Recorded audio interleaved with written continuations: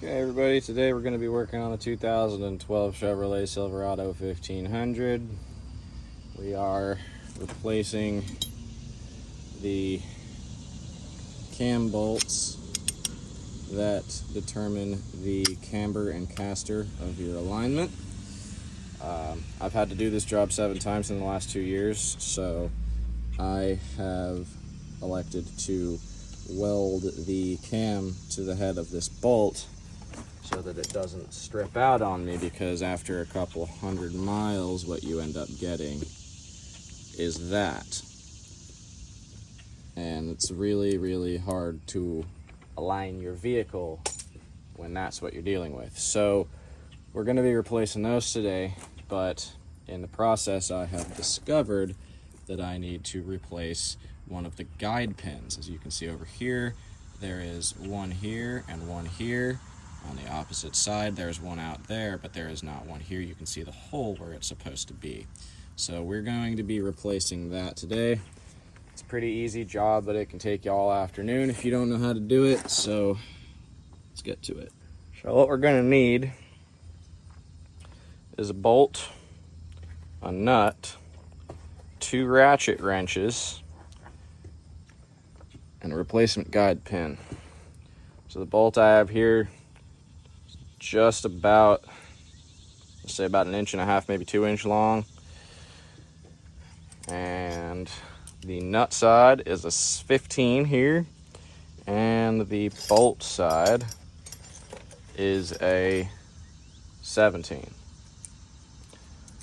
So you're going to take your bolt and you're going to screw it down into the nut while the ratchet wrench is on the nut. It's somewhat important to use a flanged nut here. As you see, I got this kind of flanged washer nut that lets the ratchet wrench butt up against it here. And what we're going to do, we're just going to tighten it down right there until it's flush with the edge of the ratchet wrench. Now, the side with the head of the bolt goes where the pin is. So this time around, the head of the bolt is actually going to go to the right, and the nut is going to go to the left, because what we're going to be doing is we're going to loosen this nut, which will expand the distance between the head of the bolt and the end of the nut, thereby spreading it apart and pressing this pin into the little hole there. But if you put the nut over the pin, what happens is, as you loosen, the pin just slides into the hole in the end of the nut. So we want to put the head of the bolt on the head of the pin. So we'll just tighten this down till it's flush again. And then I will turn this guy around, actually. I'll put this on there. And this will pretty well hold them together. You can kind of just shake it around, do whatever you got to do. Now you'll come up in here, try to keep my fat head out of the way. The camera. Come up in here, and you'll just place that little pin in the hole right there. Now you'll take this doodad and you will stuff it in behind the bolt. Now, gotta make sure that everything is situated correctly such that you can loosen it like so.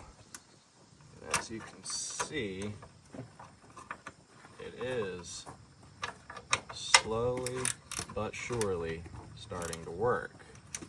I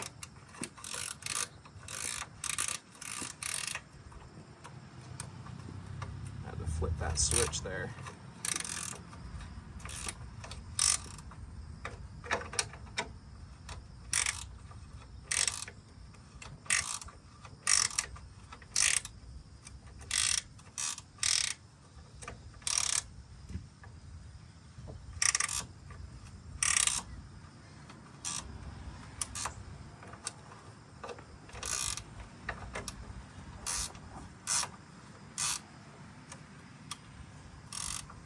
we'll just tighten it back down, pull it out, and Bob's your uncle. Again, it's a pretty simple job, but if you don't know how to get her done, it's a big old pain in the ass. So, hope this is helpful. If anyone's got questions or issues, go ahead and leave a comment. I'll try to get to you. Occasionally, this bracket here will start to expand with that pressure instead of pushing the pin in. So if it starts to bend these brackets before the pin starts pushing into the hole, just throw the bolt back in there without the control arm or anything. Just throw the bolt back in there like that, tighten it down, not too hard, just hard enough that it holds it in place, and you'll be fine, good to go.